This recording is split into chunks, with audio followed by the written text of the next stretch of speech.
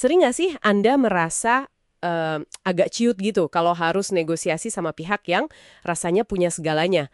Duit lebih banyak, koneksi lebih kuat, atau mungkin jabatannya lebih tinggi? Kayaknya banyak yang ngalamin ini ya. Rasanya udah kayak, aduh kalah sebelum mulai aja gitu. Nah, hari ini kita mau bedah satu sumber yang menarik banget nih buat Anda. Kita ambil dari bab 6 buku klasiknya Getting to Yes, tulisan Roger Fisher dan William Ury. Fokusnya pas banget sama pertanyaan tadi, gimana kalau mereka, pihak lawan itu lebih kuat posisinya. Oke, jadi misi obrolan kita kali ini simpel aja. Gimana caranya biar Anda bisa pinter-pinter melindungi diri dari deal yang jelek. Dan yang lebih penting lagi, gimana memaksimalkan aset yang Anda punya. Sekecil apapun itu, bahkan pas posisi lagi nggak seimbang. Yuk kita gali bareng. Langsung aja deh ke intinya. Kalau lawan negosiasi Anda ini, katakanlah jelas banget punya posisi tawar yang jauh lebih oke, lebih superior gitu. Negosiasi. Ini pertanyaan bagus banget dan penting. Jujur aja ya, nggak ada metode sulap yang pasti bikin menang. Kalau semua keunggulan ada di pihak sana.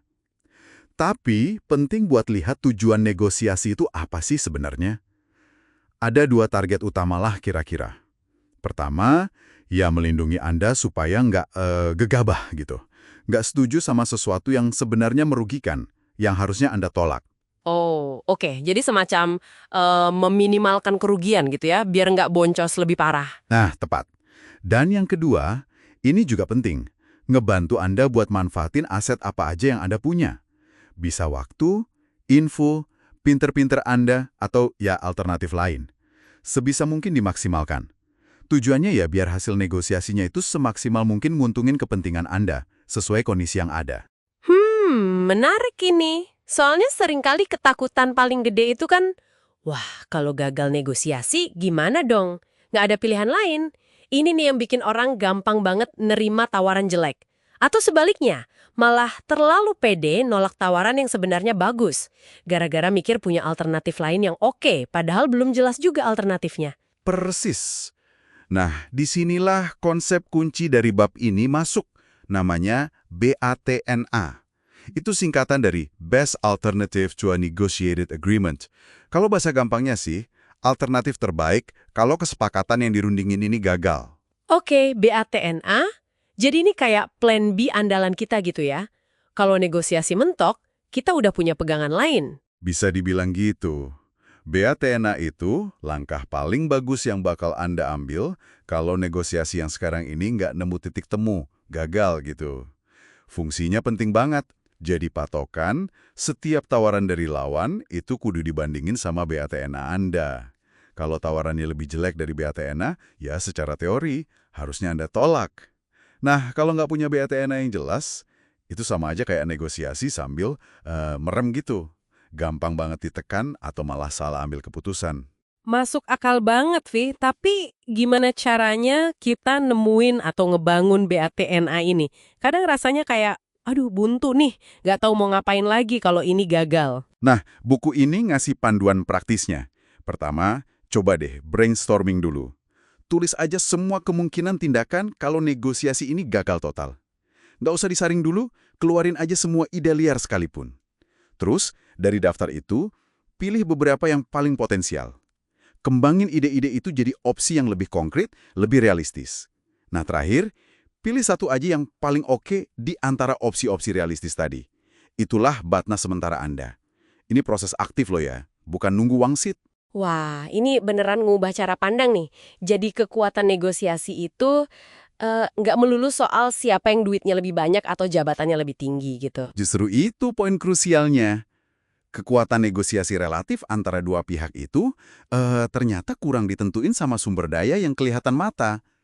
Yang lebih nentuin itu justru seberapa menariknya pilihan untuk nggak sepakat buat masing-masing pihak. Agak ironis ya, tapi kekuatan terbesar Anda di meja negosiasi itu justru datang dari seberapa siap Anda buat ya ninggalin meja itu kalau perlu. Jadi kalau kita punya BATNA yang solid, yang kuat, itu kayak punya kartu as gitu ya, yang disimpan. Tepat banget. Makin bagus betna Anda, makin gede kekuatan Anda. Kalau Anda tahu Anda punya alternatif lain yang bagus, itu nambah pede loh. Anda jadi nggak terlalu takut kalau negosiasinya gagal. Dan ini bikin Anda lebih berani buat nuntut syarat yang lebih baik atau ya nolak tawaran yang kurang pas. Kesediaan buat walk away, inilah yang secara paradoks malah nguatin posisi Anda. Di buku ini juga disebutin konsep tripwire nih, atau semacam kawat batas. Maksudnya gimana tuh? Anggap aja ini kayak alarm kebakaran pribadi Anda.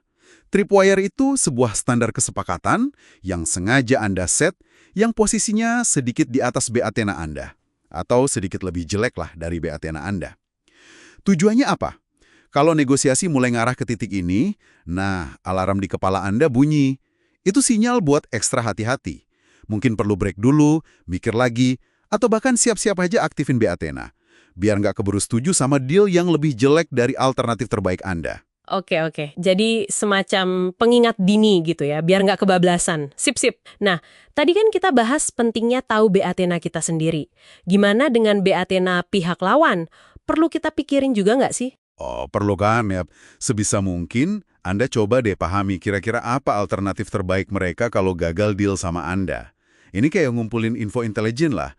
Kalau Anda tahu BATNA mereka, Anda jadi bisa ngukur seberapa besar sih tekanan yang mereka rasain. Seberapa butuh mereka buat deal sama Anda. Ekspektasi Anda jadi lebih realistis.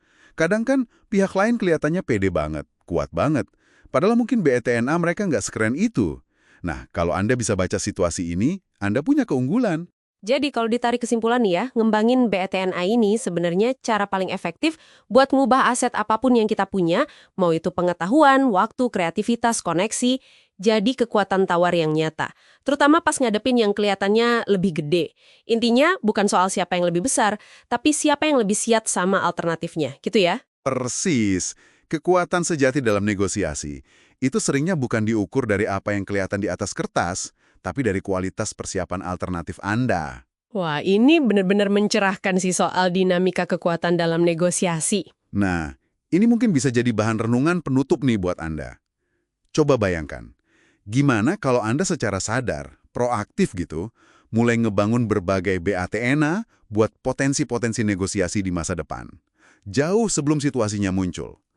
Kira-kira gimana persiapan plan B yang terus-menerus ini bisa ngubah bukan cuma hasil akhirnya nanti, tapi juga cara Anda ngadepinnya, perasaan Anda, bahkan tindakan Anda selama proses negosiasi itu.